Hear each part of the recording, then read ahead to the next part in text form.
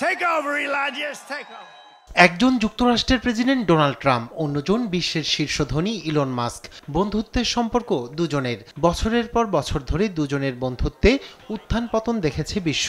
ট্রাম্পের দ্বিতীয় মেয়াদে এসেও তাদের মধ্যে ছিল মধুর সম্পর্ক। তবে কিছুদিন ধরেই সম্পর্কে চির ধরার আভাস পাওয়া যাচ্ছিল।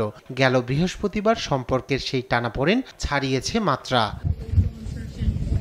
বিশ্বমানের থার্মিক্স রড, সালাম স্টিল থার্মিক্স, দেশের একমাত্র থার্মিক্স রড। ট্রাম্প প্রশাসনের কর ও ব্যয় বিলকে কেন্দ্র করে গেল কয়েকদিনের নানা ঘটনায় বন্ধুত্বে সৃষ্টি হয় এই টানাপোড়েন। এটি এত দূর গড়ায় যে প্রেসিডেন্ট ট্রাম্পের অভিশংসনের কথাও এসেছিল। এ নিয়ে সামাজিক যোগাযোগ মাধ্যমে মাস্ক দিয়েছেন একাধিক পোস্ট। ছাড়েননি ট্রাম্পকে ব্যক্তিগত আক্রমণ করতেও।